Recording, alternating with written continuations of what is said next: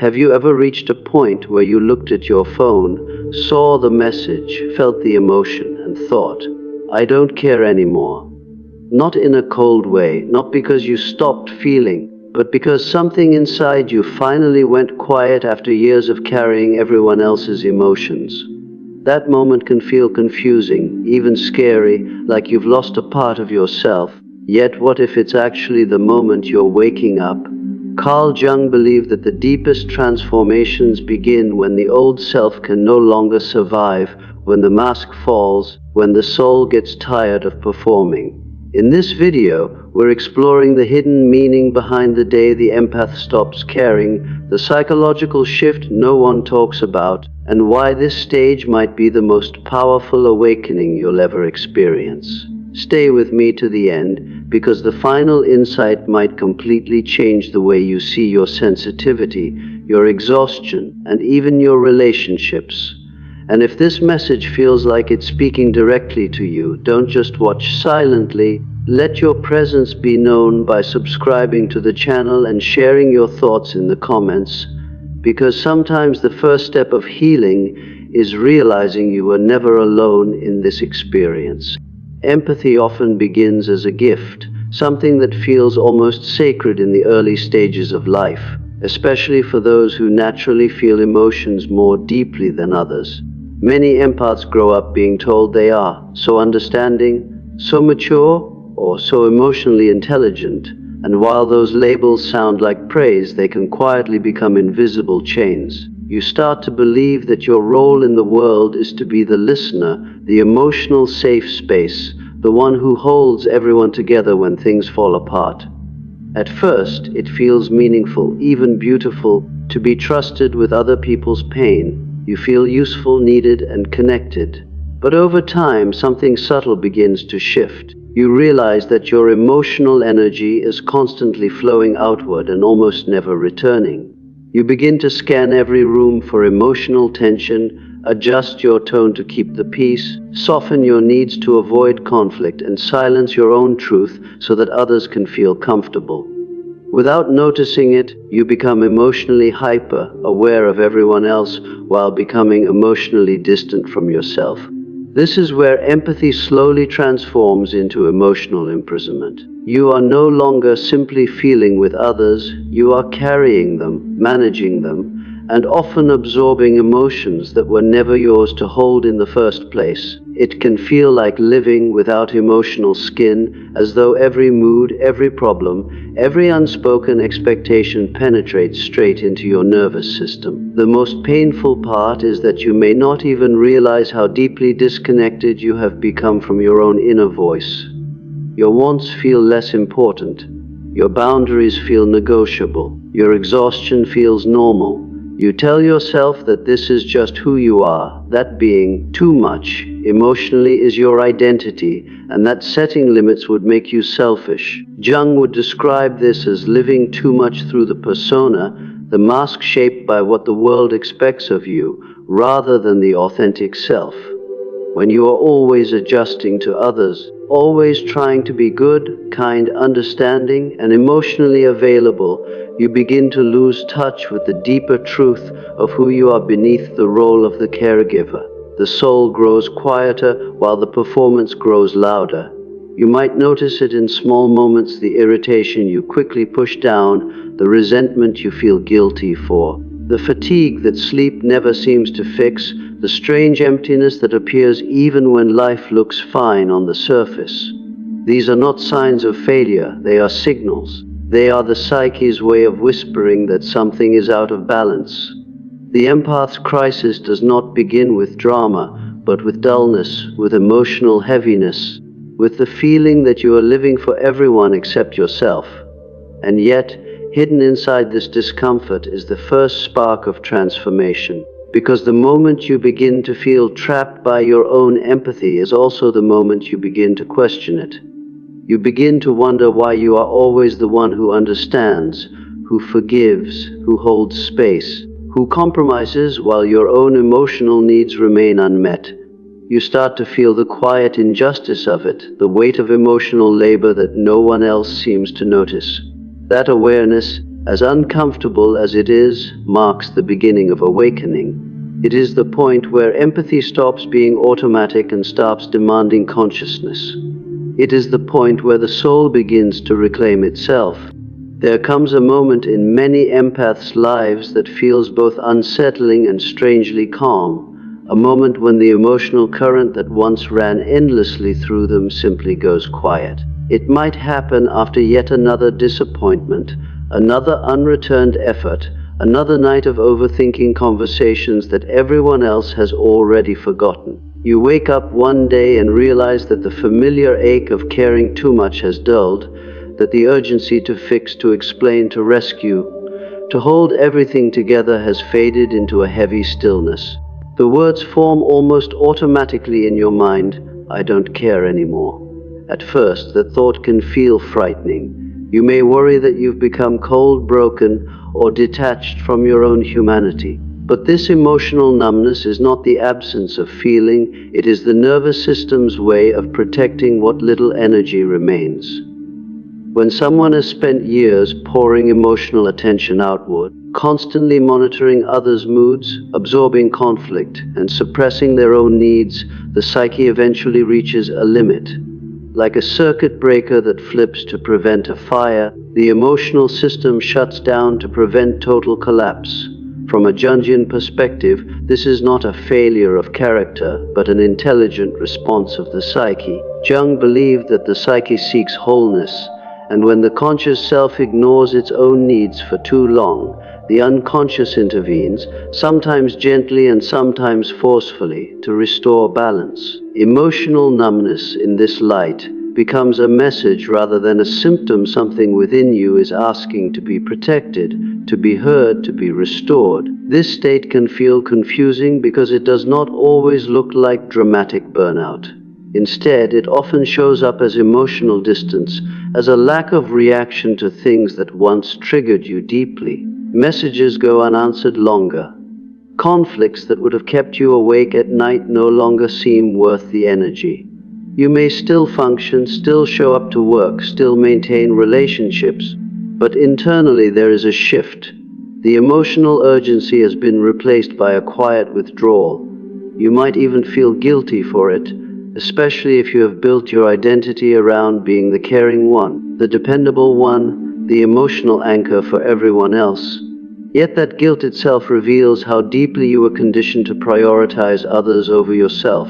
The truth is, this numbness is not apathy. It is self-preservation finally asserting itself after being ignored for too long. It is the psyche saying, "If you will not protect yourself consciously, I will protect you unconsciously." What makes this stage so powerful is that it creates space, and space is something empaths rarely experience. When the emotional noise quiets, you begin to notice things you never had the energy to see before, how certain relationships drain you, how certain environments suffocate you, how much of your life has been shaped around keeping others comfortable. The absence of constant emotional reaction becomes a mirror. You start to see where your energy has been going and how little has been returning. This awareness can feel uncomfortable, even painful, but it is also deeply clarifying. It becomes harder to ignore the truth when the usual coping mechanisms of over-giving and over-caring are no longer functioning. Jung often spoke about the psyche's natural movement toward balance and individuation, the process of becoming a whole, integrated self rather than a fragmented one living only for external expectations. Emotional shutdown in this context can be seen as a turning point in that process. The psyche is no longer willing to sacrifice itself for the persona, the role you have been playing for the world. It begins to pull energy inward, away from the performance, away from the endless emotional labor, and back toward the neglected inner self. That withdrawal can feel like emptiness at first, but within that emptiness lies possibility. It is the fertile ground where new boundaries can form, where self-awareness can deepen, where authentic identity can begin to emerge. This stage is not about becoming less caring, it is about becoming more honest. You stop reacting out of habit and start noticing your true emotional limits. You begin to recognize that your energy is finite and valuable. You may not yet know how to rebuild yourself, but the old pattern of self-betrayal has been interrupted, and that interruption is everything. The moment of emotional numbness, the moment you quietly admit, "I don't care anymore," is often the first moment you stop abandoning yourself. And from that moment onward, whether you realize it or not, the path toward real awakening has already begun. There is a moment in the empath's journey when the emotions they spent a lifetime avoiding begin to surface with unexpected clarity, and it can feel both unsettling and strangely empowering at the same time. For someone who has built their identity around being gentle, understanding, and emotionally available, feelings like anger, frustration, and the desire to pull away can feel wrong, even shameful. Many empaths were taught, directly or indirectly, that being good meant being agreeable, that love meant tolerance, and that conflict was something to be avoided at all costs. So when the emotional numbness begins to lift and something sharper takes its place, it can feel like a betrayal of the person they thought they were. But this stage is not about becoming harsher, it is about becoming whole. Carl Jung described the shadow as the parts of ourselves we push away because we believe they are unacceptable, inconvenient, or dangerous. For empaths, the shadow often contains the very qualities they were never allowed to express: anger, assertiveness, selfish needs, boundaries, and the instinct to protect themselves. These traits did not disappear just because they were suppressed, they simply went underground, waiting for the right moment to return. When the shadow begins to rise, it does not always arrive gently. You might notice a short temper where there used to be endless patience, a sudden unwillingness to explain yourself, or an internal voice that finally says no without apologizing. You might feel distant in situations where you used to overextend yourself, or uninterested in conversations that once drained you while you politely stayed. This can be confusing because it feels like you are becoming someone else, but in reality, you are becoming more of yourself than you have ever been. The anger that appears is not random. It is often the result of years of unspoken resentment, crossed boundaries, and emotional neglect. It is the part of you that noticed every time you were taken for granted, every time your needs were ignored, every time you gave more than you had. That anger is not there to destroy you, it is there to inform you. It carries information about where you were hurt, where you were used, and where you must now draw the line. This is why the rise of the shadow can feel like strength returning to the body. You begin to feel a firmness inside yourself that you may never have experienced before. You stop bending automatically. You stop agreeing just to keep the peace. You stop feeling responsible for everyone's emotional reactions. And with that comes a powerful shift. You are no longer afraid of being disliked. For much of their lives, many empaths are driven by the fear of disappointing others. They measure their worth by how helpful, how kind, how accommodating they can be. The shadow disrupts that pattern. It asks harder questions. Why must you always be the one who sacrifices? Who decided that your comfort is less important than everyone else's? What would happen if you chose yourself, even if someone disapproved? As uncomfortable as this stage can be, it is deeply necessary. Without the shadow, growth remains shallow. You cannot become whole by only embracing your light. Jung believed that true psychological maturity comes from integrating the shadow, not suppressing it. For the empath, this means learning to accept that anger can coexist with compassion, that boundaries can coexist with kindness, that distance can coexist with love. It means realizing that saying no does not make you cruel, and prioritizing yourself does not make you selfish. It makes you honest. This transformation often changes relationships in noticeable ways. People who are used to your constant availability may begin to feel uncomfortable. They might accuse you of changing, becoming cold, or acting distant. In many cases, they are right, you are changing. But what they often mean is that you are no longer playing the role they benefited from. The rise of the shadow disrupts unhealthy dynamics because it introduces balance. You are no longer offering endless emotional labor without limits. You are no longer shaping yourself to fit other people's expectations. And while this can lead to tension, it also brings clarity. You begin to see who respects your boundaries and who only valued you for what you provided. Over time, what once felt like dangerous emotions begin to feel like allies. The anger teaches you where you need to protect yourself.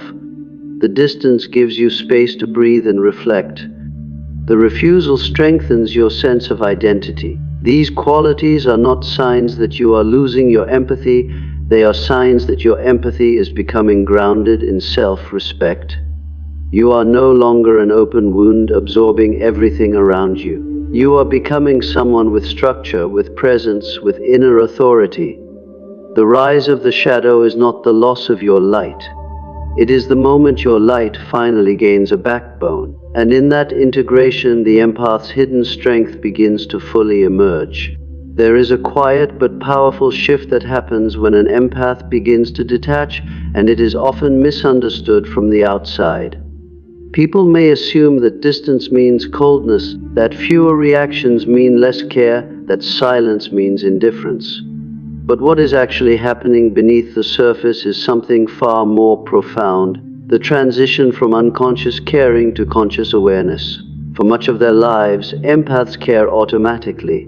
They feel first, react quickly, and absorb the emotional atmosphere around them without question. If someone is hurting, they hurt too. If someone is struggling, they instinctively step in to help, often without considering their own limits. This kind of caring is not chosen, it is conditioned. It grows out of habits formed over years of trying to keep peace, avoid conflict, or earn acceptance. Detachment at this stage is not the loss of compassion, it is the birth of choice. As awareness deepens, the empath begins to notice the difference between what belongs to them and what does not. They start to recognize that not every emotion in the room is theirs to carry, not every problem is theirs to solve, and not every crisis requires their involvement. This realization can feel almost revolutionary. For the first time, there is a pause between feeling and reacting. Instead of immediately jumping into emotional rescue mode, they begin to observe. They listen without internalizing. They witness without merging. They offer presence without sacrificing themselves. This may sound subtle, but the internal impact is enormous. The nervous system, once constantly on high alert, begins to relax. The mind, once crowded with other people's worries, begins to clear. The body, once tense from emotional overload, begins to soften. This shift toward observation instead of absorption is what transforms empathy into wisdom. When you absorb, you lose clarity, you drown in emotional noise. But when you observe, you gain perspective. You can see patterns in relationships, understand dynamics more objectively, and make decisions from a grounded place rather than an emotional impulse. The empath begins to understand that helping someone does not always mean fixing their pain. Sometimes the most respectful thing you can do is allow others to experience the natural consequences of their choices. This is a difficult lesson, especially for those who have built their identity around being the helper, the healer, the one who always shows up. But it is also a liberating one. You begin to realize that other people's growth is not your responsibility. Their healing is their journey, not your burden. Detachment, in this sense, becomes a form of emotional sovereignty. You begin to reclaim ownership of your inner world. Your mood is no longer dictated by the emotional climate around you. Your self-worth is no longer dependent on how much you do for others. Your energy is no longer spent trying to manage outcomes you cannot control. Instead, you become rooted in your own experience. You start asking yourself simple but transformative questions. How do I feel in this moment? What do I need right now? What am I willing to give, and where is my limit? These questions shift your focus inward, not in a selfish way, but in a self-honoring way. This stage often brings a deep sense of calm that may feel unfamiliar at first. When you are used to emotional intensity, peace can feel strange, even empty. But over time, that calm becomes grounding. You begin to appreciate the quiet. You begin to trust your ability to remain centered, even when others are chaotic. This does not mean you stop caring about people. It means your care becomes more intentional. You can still love deeply, still support others, still show compassion, but you do so without abandoning yourself in the process. You no longer feel drained after every interaction. You no longer feel emotionally responsible for keeping everyone stable. You begin to understand that real compassion includes compassion for yourself. From a deeper psychological perspective, this is a crucial step in personal awakening. It reflects the movement away from living through unconscious patterns and toward living with awareness. You are no longer acting out old roles. You are responding from presence. You are no longer driven by fear of rejection or the need to be needed. You are guided by clarity and inner stability. Relationships begin to change as a result. Some people may feel unsettled by your new boundaries. Others may begin to respect you more. But regardless of how others respond, something inside you feels anchored for the first time. Detachment as awakening is not about closing your heart, it is about strengthening it. It is about learning to stand in your own emotional space without collapsing into everyone else's. It is the moment when emotional sacrifice gives way to emotional sovereignty, when you stop living as an open channel for everyone's pain and begin living as a grounded presence in your own life. And in that grounded presence, the empath does not become colder. They become clearer, calmer, and finally truly free. One of the most painful and least discussed parts of an empath's awakening is the quiet loss of people that often follows. Not every relationship survives when you stop over-giving, over-explaining, and over-accommodating. At first, this can feel deeply confusing because you have not changed in the way you treat others with respect or kindness. You have simply changed the way you treat yourself. You begin to set boundaries where there were none. You begin to pause before saying yes. You begin to protect your energy instead of offering it freely to anyone who asks. And yet, this shift alone is enough to expose which connections were rooted in mutual care and which were sustained by emotional dependency. When you stop caring excessively, when you stop being endlessly available, some people feel the difference immediately.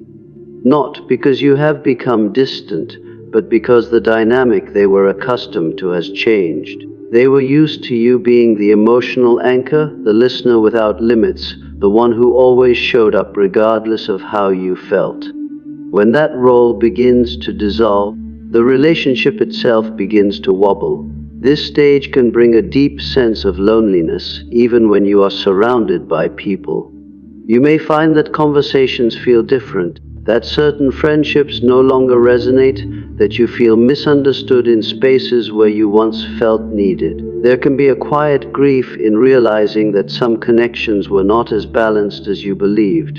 You might look back and see how often you excused behavior, tolerated emotional inconsistency, or gave more than you received simply because you cared so much. As awareness grows, you begin to notice the emotional cost of those patterns. You realize that you were not just being kind, you were often abandoning your own needs in order to keep the connection alive. That realization can be heavy because it forces you to confront an uncomfortable truth. Some people were not attached to you for who you truly were, but for what you provided emotionally. The loneliness that follows is not the same as ordinary isolation. It is not just about missing people. It is about standing in a new version of yourself that feels unfamiliar. You are no longer operating from the old patterns that kept you constantly connected, constantly busy, constantly needed. There is more quiet in your life now, more space, more emotional distance. At first, that space can feel like emptiness. You may question yourself. You may wonder if you have become too guarded, too detached, too different.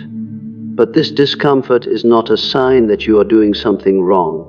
It is a sign that your nervous system is adjusting to a healthier way of being. You are learning to live without the constant validation of being needed, and that is a profound psychological shift.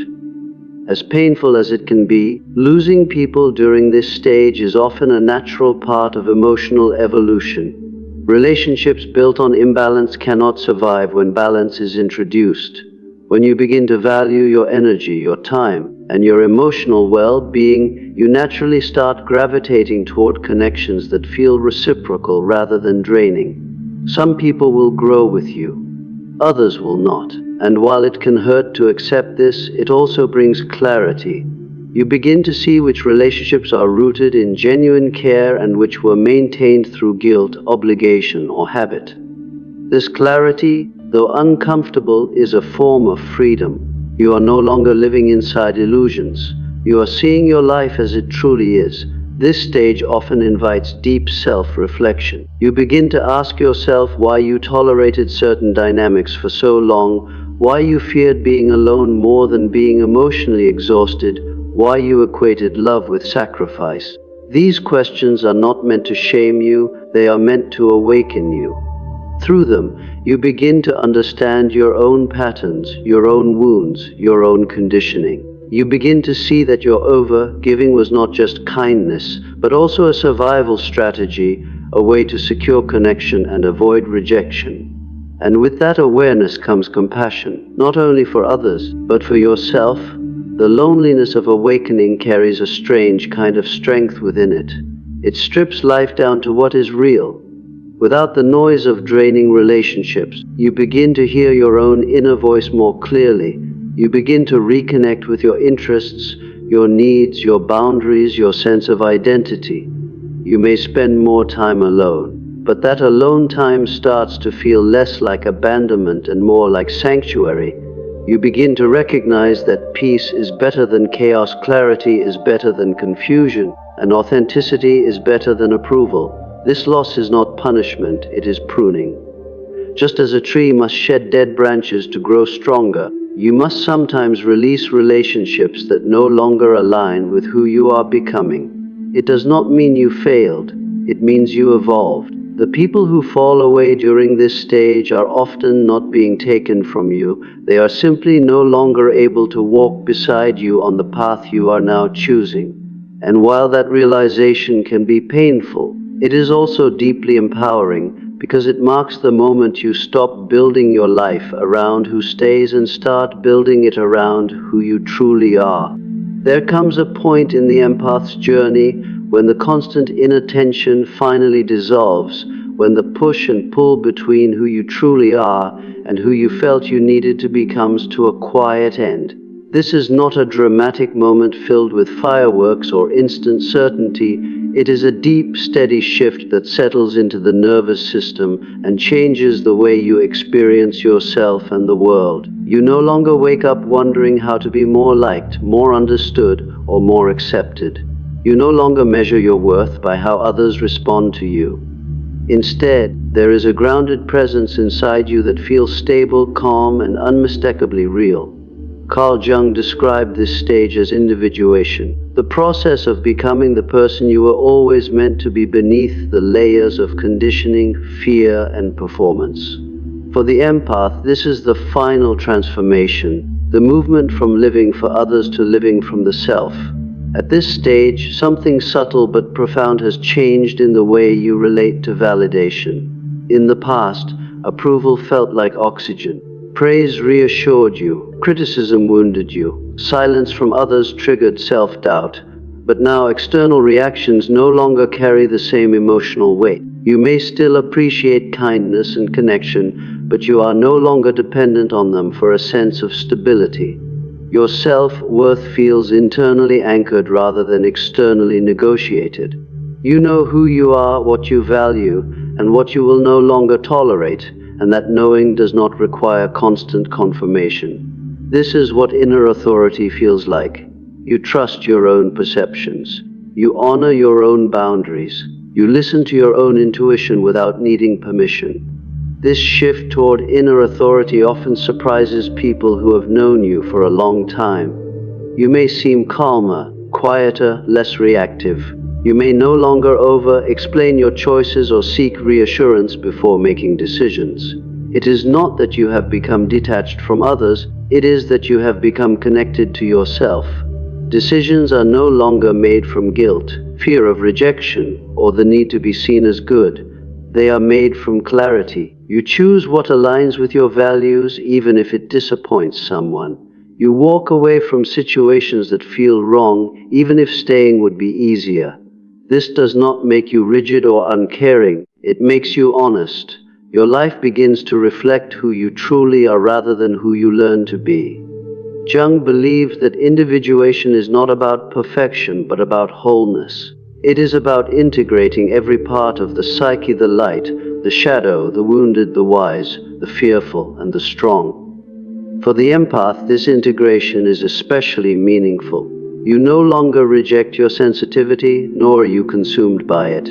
You understand your emotional depth as a strength that must be balanced with self-protection. You recognize that compassion for others must exist alongside compassion for yourself. You stop seeing your boundaries as barriers and begin seeing them as expressions of self-respect. This balance creates a sense of inner harmony that feels steady rather than fragile. Life at this stage often feels simpler, even if it is not always easier. You no longer waste energy on emotional drama that once consumed you. You no longer chase closure from people who cannot provide it. You no longer replay conversations endlessly in your mind, searching for what you could have said differently. That mental energy is now available for things that truly matter: creativity, purpose, meaningful connection, and inner growth. There is a quiet confidence that develops, not the loud kind that needs to prove itself, but the grounded kind that comes from knowing you are living in alignment with yourself. Relationships also change in a significant way during this stage. You are no longer drawn to connections that require you to shrink, perform, or overextend. You naturally gravitate toward people who respect your boundaries, value your authenticity, and meet you with emotional maturity. There is less intensity, less chaos, but more depth. You can be present with others without losing yourself in them. You can offer support without taking responsibility for their lives. You can love without self-abandonment. This is not emotional withdrawal, it is emotional integration. Perhaps the most meaningful aspect of this final transformation is the sense of wholeness that begins to emerge. You are no longer fragmented between who you are privately and who you present publicly. The mask falls away because it is no longer needed. Your words align with your values. Your actions align with your inner truth.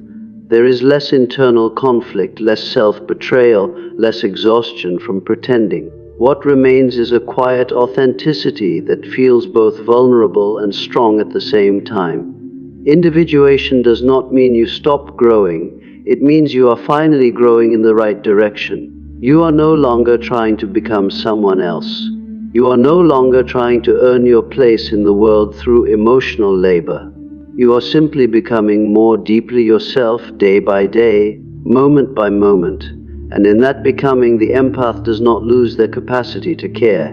They gain something far more powerful: the ability to care without losing themselves, to connect without dissolving, and to live from a place of inner truth rather than external expectation.